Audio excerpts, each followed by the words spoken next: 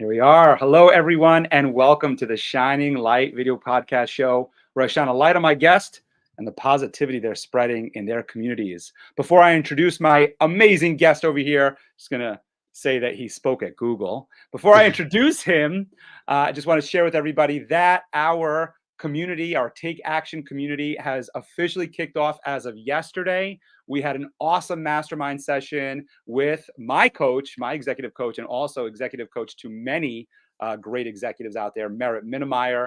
She was able to help our community go through creating their own mission statement, and so many of them got so much out of it. So look out for that. That mastermind takes place every second Wednesday of the month.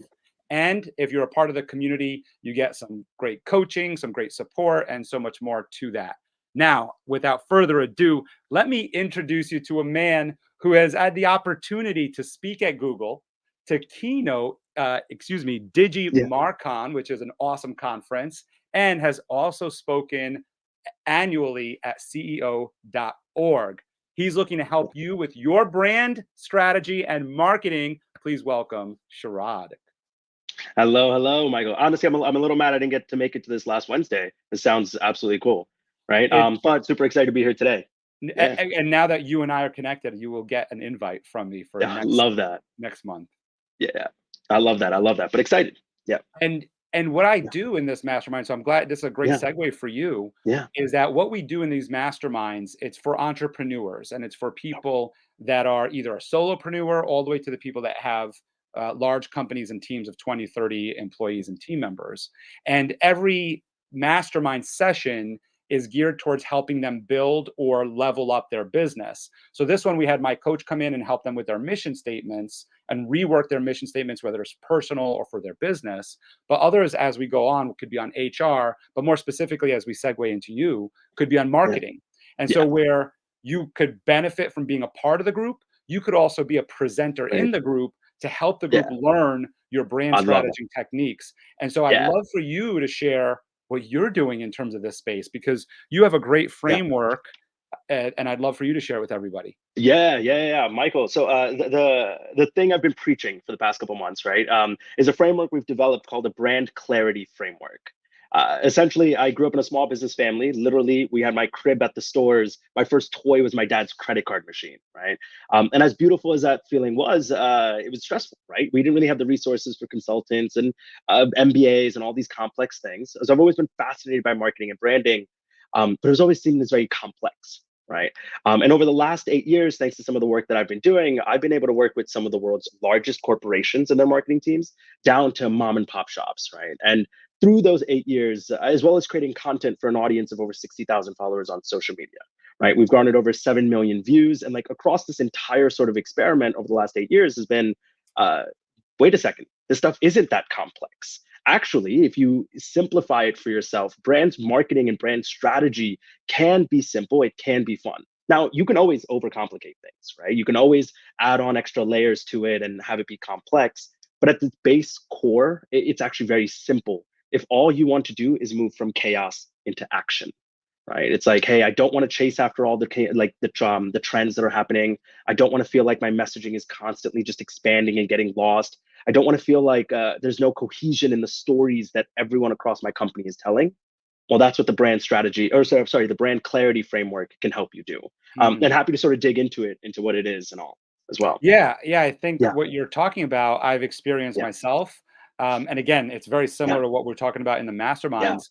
And so I've experienced it myself, and it's so important because when you don't have brand clarity, you're kind of all over the place. And so what's interesting about this conversation for us right now, and and you yeah, could definitely kind of give yeah, everybody a little teaser on how you do this, is when I first started the Shining Light, it was during yeah, COVID. And yeah, I used to put out a post it was during COVID and I was doing it daily. And so every day I had a new guest on and I was putting out a different post, and it was like one of them was orange and one of them was green and one of them was purple and some of them had polka dots and some of them had triangles. You know what I'm talking about? Like the different graphics on Canva, right? yeah, And somebody reached out to me and said, a marketing person that was yeah, a friend of my network reached out and said, "What are you doing?" And I said, "Well, I got this show and everything." And she said, yeah, "You're all over the place." And I said, "What do you yeah, mean? It's the show, it's at the same time." yeah, And so why don't you take that? Because obviously I've cleaned that up with this kind of work. Why don't you take that as an example on how you would help me gain clarity to make it to Yeah. where it is today? Yeah, no, absolutely, absolutely. I mean, I love the example, right? So it's a three-step process, right? And the first part is doing what you kind of did with what that friend of yours helped you do, which is let's simplify what your core message is. Now, what I call these are your brand echoes, right?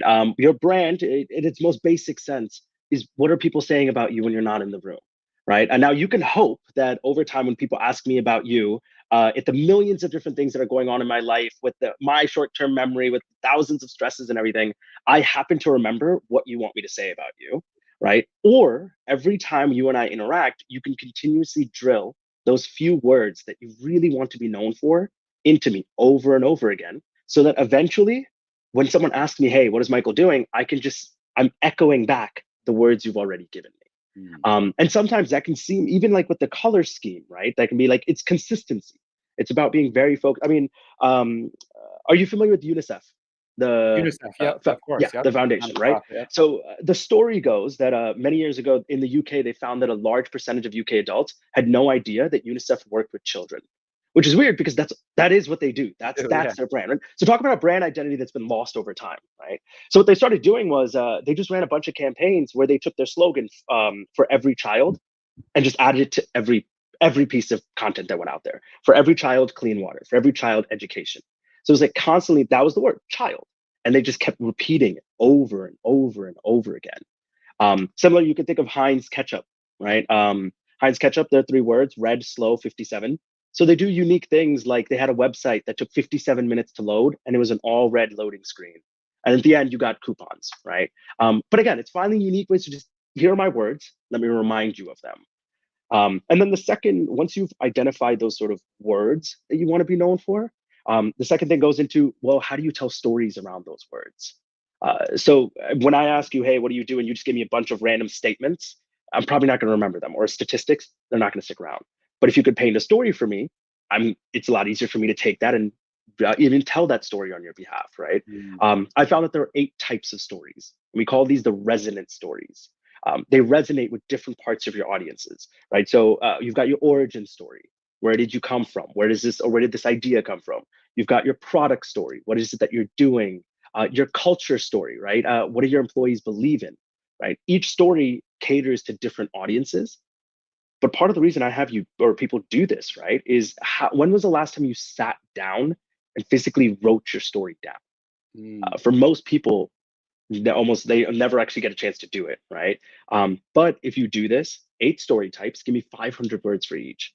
You now have 4,000 words that are in your language, in your tone, that you can now share with the new intern that just joined, all the way up to the CEO who's like going off on like these random calls and telling people they're going to do a million different things. Right now, everyone is aligned across the board. And then the last part of the framework, and I'm going to pause there. Any questions along the way? I'm throwing a lot at you there. I almost want to play along with you and do it with you. I'm kind of thinking, what's my story right now to my words? Bang, exactly. And Michael, one of the best things before I go into the third part is the beauty of having these stories, right? Is it makes these conversations so much easier when someone's interviewing you, when you're talking to someone, because you can ask me like, "Hey, Chirag, what have you been doing for the last year?" I'll grab something from my origin story. I'll grab a sentence from my customer story, a sentence from my product story, and a sentence from my future story. Right. 4 sentences, I can give you an answer because I know what my stories are, right? But that brings us to the last part. Once you've identified your stories, right? The question becomes, how do we build marketing strategies that are simple and work across platform, right? You're not chasing after the algorithm. You're not chasing after the trends. These are all cool things you can do, but you don't need to do them, right? Because at the end of the day, base marketing is curiosity. And that's where we play on this thing I've called the brand curiosity theory, which pretty much says that marketing at its essence is simply balancing your audience's curiosity. Mm. Any relationship, even one where you and I are personally meeting, the basis is questions. Your questions start off very simple for me. Chirag, who are you? What do you do? Where do you live? Over time, they become more and more complex. Hey, Chirag, you mentioned that thing you were working on last time. How's that going? Right? The more complex that question becomes, the more you care about me, the more loyalty we've built. Same thing with brands. And now the best way to sort of tackle this is break down your customer journey and figure out at each stage, what questions are my audience asking of me? And can I take those words, those echoes I've created, and those stories I've created, and position them in a way that encourages the audience to ask more complex questions? Now, I'm Mm. almost done here. I'll pause. But what I mean by that is, say, Michael, if you were to ask me, who are you? I could give you too little. I can just say I am. That's odd. But we see that in marketing all the time. Brands don't communicate enough. I can tell you too much. My name is Chirag. I'm a Virgo. I'm New York, blah, blah, blah. My social security number is blah, blah, blah, blah, blah, right? You'd be like, that's way too much. Brands do that. Or I could answer your question. I could say, I am Chirag. But that's not good enough because I've put the responsibility back on you, Michael, to decide what that next question is going to be. What I usually do is do stage setting answers. I answer your question. Hi, my name is Chirag. I'm a marketing speaker. I've answered your question, but I've set the stage for you to ask a more complex question. Oh, cool, you're a marketing speaker. What do you speak about? Or where have you spoken recently? And I also know that this conversation is going in a certain direction now. And this applies to brands as well, whether that's your FAQ page on your website or the home page, or you're at a sales conference talking about this. Knowing what questions people will ask of you and finding ways to guide them through it. I mean, you start entering these conversations sure of the brand that you are marketing at that point. Now I'm going to pause there, Mike. I threw a lot at you, but what are you thinking? Yeah, well, I mean, first of all, this is awesome because the whole Yeah, purpose of this show is to offer value to everybody that's watching. So I'm sure everybody watching right now, you have yeah, received a tremendous amount of value and learned something, and to also showcase, what you can do in terms of your talent and what you're offering everybody. So for everybody here watching and listening right now, you yeah, can bring Chirag right yeah, into your office, right into your business, right into your community, and have him speak on this. And obviously, in more than just 5 or 8 yeah, minutes. yeah, So that being said, here's my my yeah, my question to you that you offered me, and I really really appreciate this. A podcast with you is going to be super easy. yeah, Is definitely. so Chirag, Yeah, you teach workshops and you have this great yeah, framework that you go in and do workshops on with organizations. You're also a speaker and a marketing speaker. So why don't you yeah. share a little bit about who you're looking to organizations you're looking to work with, or maybe types of conferences you're looking to speak at, so Yeah. that event organizers watching and listening right now can hire you. Yeah, yeah, yeah. Absolutely, absolutely. The beauty of the framework, I mean, everything I've told you all it's basic. It's a basic foundational model, right? So it doesn't matter whether you are a Fortune 500 company, right? Because I've spoken in front of those, and it doesn't matter if you're a mom and pop bakery shop, because I've spoken with them, right? At the end of the day, it's on a personal level, it's about building clarity in what you're doing. So as far as businesses, I mean, we have three different versions of this, right? We have a personal branding sort of workshop version of this. If anyone wants to go through that, if you have a group of people that you're working with, would love to come in and speak. We've done a ton of work also with student entrepreneurs as well. But always happy to come in and speak on the sort of personal branding side of this.